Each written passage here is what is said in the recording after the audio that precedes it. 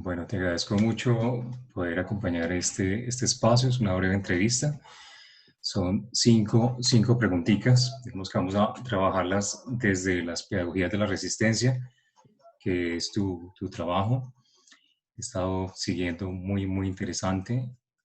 Y bueno, si quieres vamos al grano.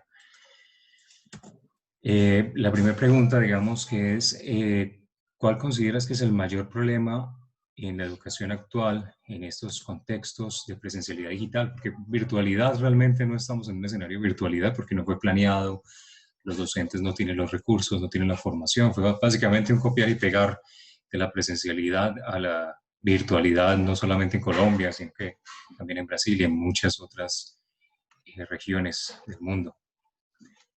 ¿Qué opinión tiene respecto a esos retos que tenemos en este momento en la educación? Entonces, seguimos. Vale.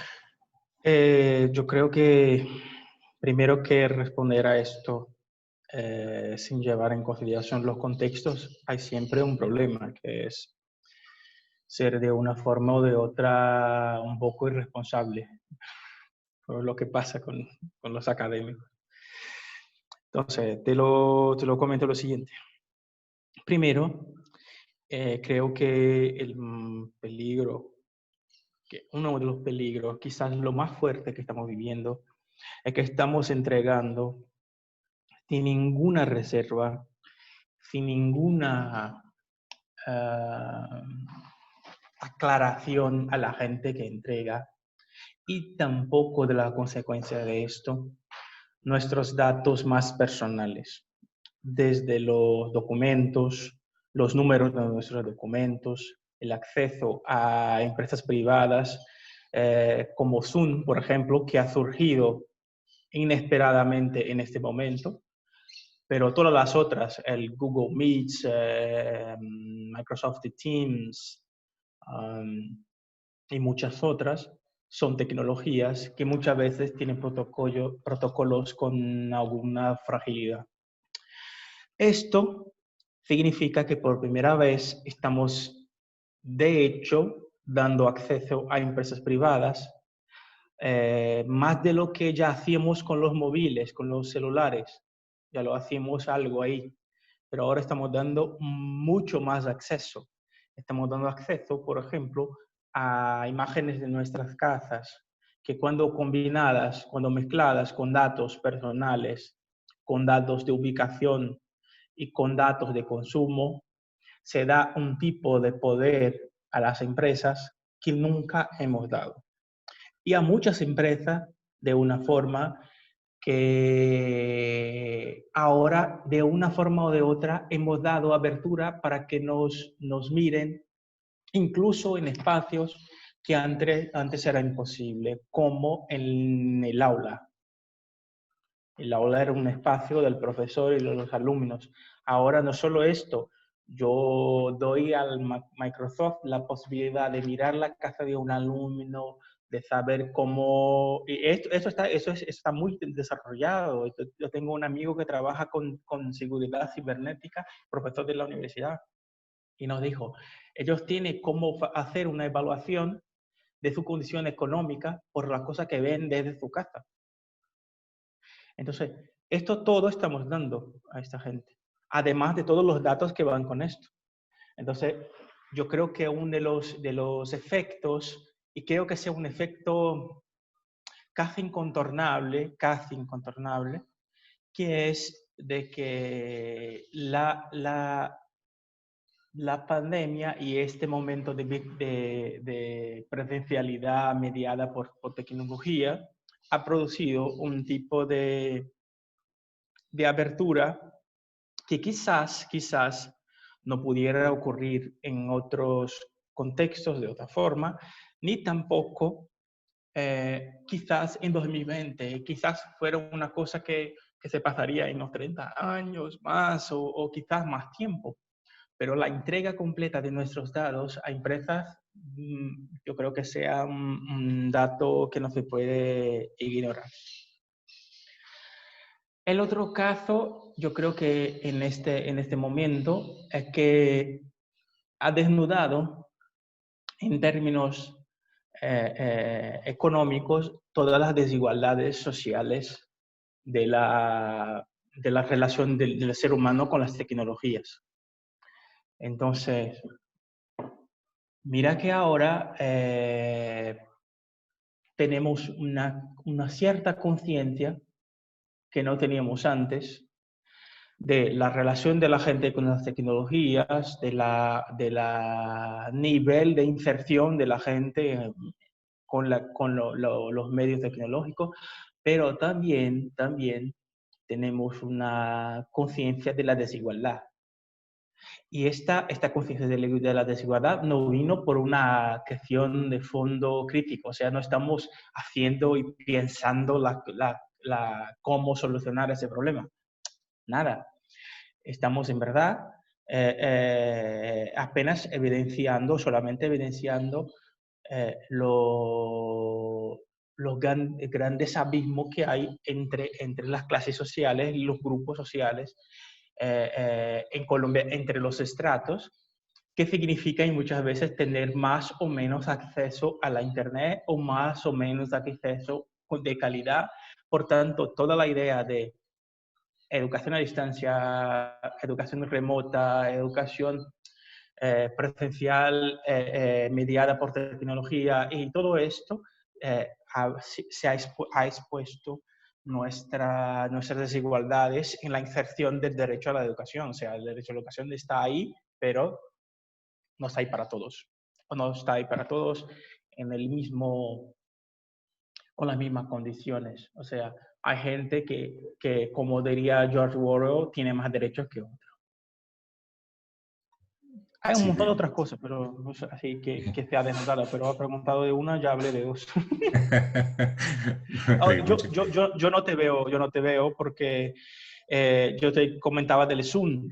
El Sí, Zoom tiene una... Yo acceso desde mi red privada, pero mi computador es un computador que yo trabajo porque soy profesor de la universidad, entonces yo trabajo con este computador. Los otros computadores están con mi mujer y mi hijo y son computadores de la casa. comprendo. Sí, de la En Universidad este, de en e- Brasilia no lo permite. sí, no, ahí en este llega un momento, yo puedo utilizar en los otros, pero en este llega, él deja un minutico, después me pone la tela negra. Entonces ahora te escucho, pero no veo nada. Ah, ok, Entonces, ok. sí, pero te escucho, Vale, vale, pero me escuchas bien. Ok. sí, te escucho bien. Doctor Rodrigo, bueno, estamos en una época de precisamente donde se ven muy marcadas, ya no en la presencialidad, sino en este mundo conectado, hiperconectado, se ven mucho más las desigualdades, se ve mucho más el acceso a bancarización y la facilidad de las bancarizaciones, pero en estratos, como usted bien lo ha dicho. Se ve como en las instituciones oficiales se favorecen los instrumentos de consumo, los artefactos como tabletas, que es muy difícil desarrollar, digamos, un software o un programa de computadora en una tableta, pero es lo que le llega a las clases populares, ¿cierto? Es lo que le llega a esas instituciones oficiales, a instituciones públicas. Mientras en otras instituciones, pues tienen unos equipos que les permiten generar contenidos, no solamente consumirlos. En este ejercicio de recursos inequitativos, de recursos con las brechas también digitales, eh, también podríamos apostarle a un currículo, ¿cierto? La concepción de un currículo que desafortunadamente sigue en el oficial, en el público, sigue siendo el mismo enquistado de hace muchos años, mientras vemos en la educación, por así llamarlo, de las élites, pues vemos, digamos, transversalidades, vemos proyectos, vemos lúdicas, vemos otro tipo de motivaciones, grupos pequeños, grupos circulares, estructuras de aulas diferentes.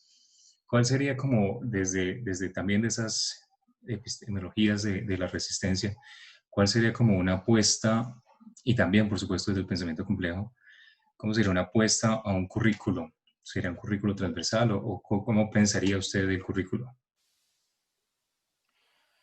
Yo creo que por primera vez en muchos años estamos en un momento de suspensión curricular, o sea, no estamos pensando en términos de currículum, ni currículum como proyecto de poder, ni tampoco como diseño. Eh, yo no soy un teórico del currículum, a pesar de ya En el pasado he sido profesor de la carrera, pero hace mucho que no trabajo. Hay un colega que también en la universidad que ha puesto en la disputa epistemológica un concepto que se llama currículo de transición. O sea, él dice que en este momento, el momento que estamos viviendo, eh, lo mejor que podemos hacer es proponer un currículo de transición. No es transversal, ni disciplinario, ni nada, o ninguna otra posibilidad, no es un currículum crítico, ni tradicional, ni postcrítico, o lo que sea. Estamos hablando realmente de un currículo de transición. Esto sí llega a ser un currículum. O porque yo pienso que hay una cosa que me parece muy evidente en este momento. Estamos haciendo pruebas. Estas pruebas a veces se relacionan con una intencionalidad curricular, con alguna propuesta curricular, pero muchas de las cosas que estamos haciendo son pruebas. Estamos viendo cosas, haciendo algunas experimentaciones, viendo las posibilidades que se generan a partir de lo que nosotros conocemos. En verdad, tiene mucho que ver con eso. O sea, tenemos una dificultad muy grande de ir a más de lo que conocemos. Y como este momento es un momento inestable, un momento de incertezas, es más cómodo buscar algo de cierto, o sea, en vez de lo incierto. Y nos vamos, y es muy radical, yo creo que sea muy radical para los seres humanos, en un momento de incerteza, hacer una apuesta en la incerteza. Entonces, es comprensible que los seres humanos en un momento de incerteza, de plena incerteza, busquen algo más cierto, más dentro de lo que conocen, más dentro de lo que tiene como estable, que se puede poner el pie de una forma más o menos segura. Entonces, sí, mira, por ejemplo, el concepto de aula, el concepto de clase, el concepto de didácticas, que están siendo puestos afuera a causa de este problema de la pandemia y de la necesidad de una educación con algún tipo de mediación tecnológica, son los más tradicionales posibles. O sea, es el aula, la administración del aula por horas, muchas veces, para niños. El absurdo, por ejemplo, del aula de educación física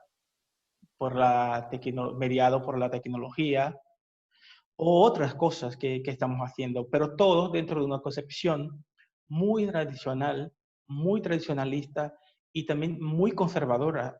Y yo creo que esto tiene que ver con este comportamiento humano. Estamos en lo incierto y buscamos dentro de lo más incierto algo que sea por lo menos estable. Y en ese sentido, yo pienso que el currículo no sea ni un currículo de transición, sino un momento, estamos viviendo quizás un momento de suspensión curricular, en lo cual los proyectos de currículo, los proyectos educativos, los proyectos macros de enseñanza, fueron todos dejados al lado, al largo. Y para después, cuando vuelva una normalidad, cual sea, se vuelva otra vez a estos parámetros. Pero ahora, en este momento, yo no creo ni que se pueda hablar te digo, de forma seria, ¿no? Que se puede hablar de forma no seria. Y decir esto y crear un currículum tecnológico y bla, bla, bla. No, eso se puede hablar. Esto hay un montón de gente intentando vender productos de esta naturaleza. Yo pienso que tiene que ver con eso. Si queremos hablar en serio, tenemos que decir que el año de 2020, mientras estuvimos en pandemia, la proposición y la idea de un currículum y de la propia organización escolar, o sea, en términos nacional, ¿no? La organización de la política nacional, de educación y todo más, todo esto fue puesto a lo largo, al lado. La gente no está llevando y es tan fuerte que casi todos los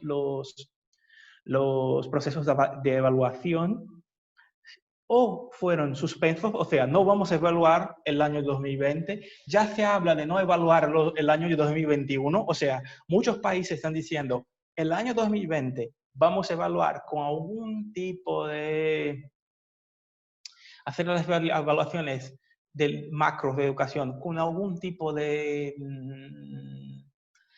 como puedo decir, regla con nivel más bajito, o sin Como tanta fuerza, nivelarlos por sí, lo bajo, por ser lo bajo. flexibles. Sí. Pero la flexibilidad muchas veces tiene que ver con esto. O sea, nosotros sabemos si ahora ponemos los parámetros en la misma medida que teníamos el año pasado, nos vamos a ir muy mal, muy mal. Por ejemplo, mira los parámetros de la economía. Muchos procesos económicos están evitándose hacer las mediciones, porque cuando hacen las mediciones son absurdos y cosas absurdas se pasan. Ayer Argentina ha conseguido, porque en Uruguay el cambio de la moneda argentina fue a cero, cero. O sea, la moneda argentina no vale nada en Uruguay. En Brasil vale como algo 5 céntimos o algo así. O sea, cuando se hacen medidas en este momento es un momento de urgencia, un momento especial, y se hacen medidas que son medidas estándares, hay una posibilidad también muy grande de ser injusto, porque la moneda argentina no vale cero, ni tampoco 5 céntimos, por más que Claro. valga menos. ¿Comprendes? Es Entonces, una cuando hacemos... devaluación, pero con también una cierta administración de poder, ¿no?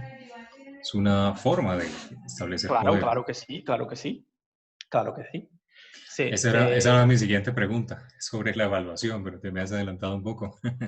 Sí, En sí, ese pero entonces ejercicio ya, de sí, evaluación, bueno, ¿cómo será entonces?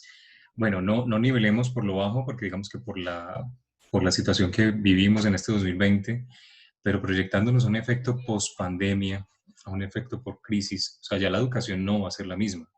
Ya COVID-19, que empezó en el 2019, pero nos afectó acá en Latinoamérica en el 2020, ya marca, creo yo, bueno, es la lectura que puedo hacer, marca definitivamente la educación para 2021 y muchos años más. ¿Cómo consideras que puede ser una evaluación? Así como miramos el currículo, ¿cierto? En transición o en suspensión, ¿cómo podría ser una evaluación en este escenario?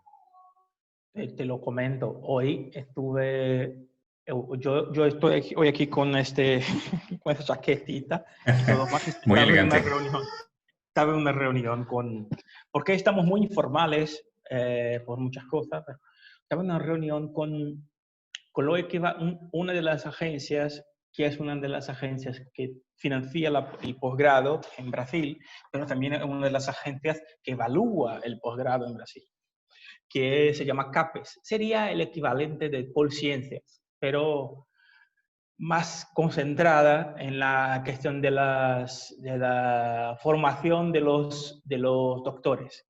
Sería como si Colciencia tuviera muy concentrada especialmente en la formación de los doctores. Esta gente que vive exactamente para evaluar, o sea, evaluar programas y currículums, programas macros, propuestas curriculares de programas de posgrado, propuestas de subvención y de fomento, de apoyos y auxilios, han dicho abiertamente para nosotros que el año 2022, quizás 2023, serán para ellos como años sabáticos. O sea, es probable que no tengamos evaluación por 2 años. O sea, si estamos diciendo que no vamos a evaluar por 2 años, es porque ya lo sabemos que tuvo un impacto muy negativo. Ya hay alguna cosa en 2020 que se ve, que se puede leer y que ya ellos ya saben que fue muy negativo y que probablemente será mucho más negativo en 2021.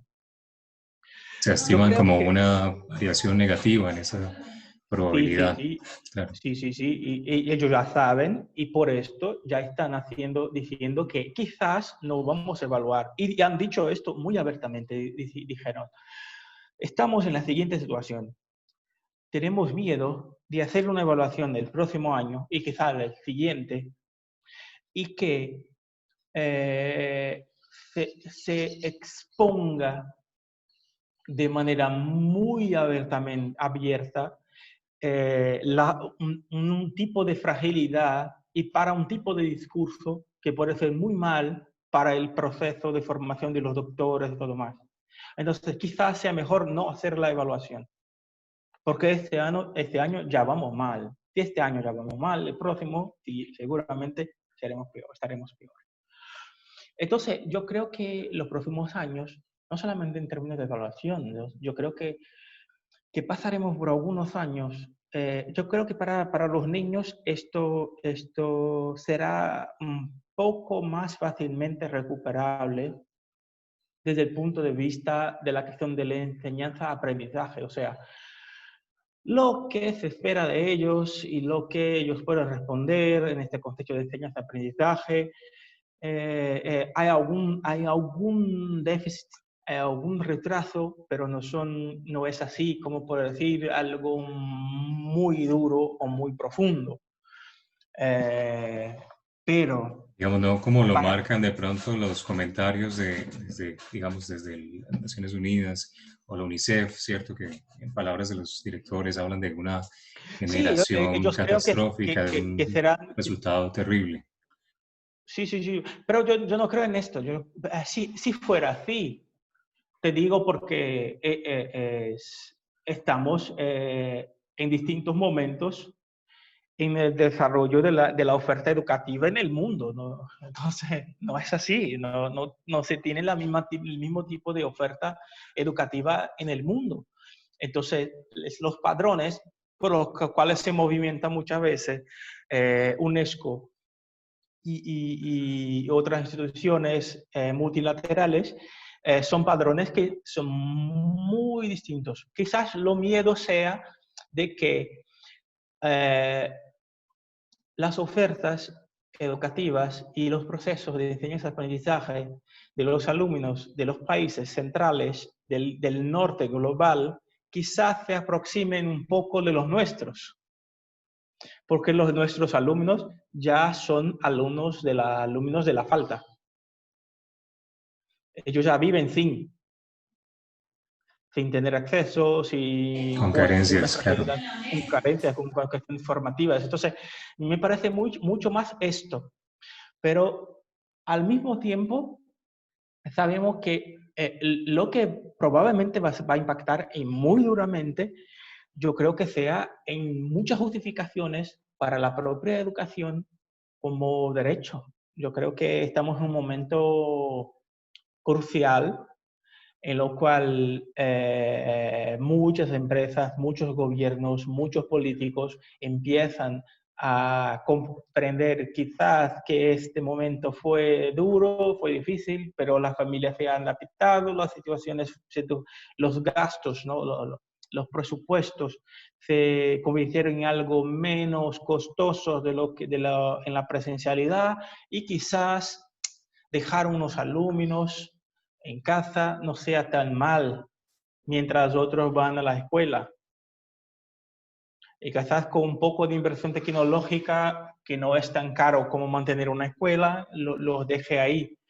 Yo creo que estamos quizás con más, yo tengo más miedo de esto, de que ese discurso gane fuerza y venga con mucho más fuerza para atacar la educación. En términos de enseñanza-aprendizaje, yo creo que los alumnos van a tener algún pequeño prejuicio y después van a salir bien de estos, y sobre todo porque tiene todas las condiciones muchas veces para hacerlo. Ahora, las estructuras escolares, los procesos de formaciones de los docentes, los procesos, las justificaciones para la manutención de estructuras. Por ejemplo, tú eres un dirigente, trabajas en la dirección de una escuela, ¿no es esto? Sí, No del recuerdo. establecimiento educativo, sí. ¿Por cuánto tiempo crees que en una condición como esta se puede justificar la manutención de los espacios laborales de la gente, de la administración escolar, de las coordinaciones. Te doy un ejemplo. Aquí nosotros tenemos dos sistemas de enseñanza superior, un público, un privado. Y hay un confesional también, pero es más chiquito. Y el público es responsable por 55% de la oferta de enseñanza superior en el país. Y el privado por una 30 y poco, más o menos. Ellos ofertan muchas plazas, pero tiene poca gente en comparación con las públicas. En ese sistema privado, una de las instituciones de la cual es dueño un fondo en Estados Unidos ha sustituido por profesores por robots. Wow. Profesores por robots. En la Hasta que presencialidad. los alumnos han descubierto esto y han expuesto y ellos han dicho, es que hemos hecho una prueba, estamos haciendo a ver cómo se pasaba esto y después que la gente dejó así, se pasó una repercusión mala de la prensa y de los sistemas, no se habla más nada. No se habla más nada de esto. Y esta misma institución ha puesto afuera miles de profesores, miles de profesores, y no ha Pero contratado a nadie. o sea, es un escenario de formación virtual, digamos, por respuestas, una base de datos de respuestas Sí, sí, predeterminadas al usuario. sí, sí, sí. Yo creo que Tremendo.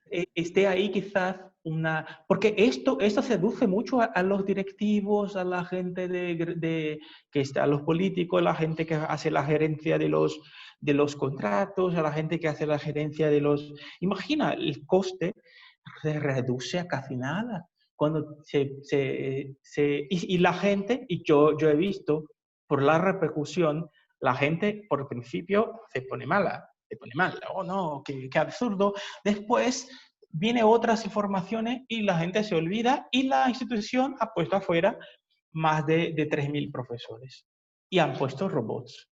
Los robots, los contenidos están dispuestos en chats. Algunos profesores dan clases grabadas. Esas clases grabadas sirven para cuantos quieran, o sea, 1.000, 2.000, 5.000.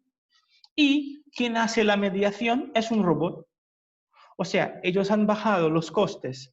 Un profesor que antes costaba, que en Brasil hay una ley que dice que en la presencialidad o no, en la presencialidad, en la enseñanza superior, no se pueden tener más de 45 alumnos en una clase, en una sala de aula, sea Es el tope, virtual o no, 45. Y en la pública y en la privada, en en ambos. la pública y en la privada. Son 45. En la privada, en la pública hay otras reglas, por ejemplo, que dicen que reducen un poco más.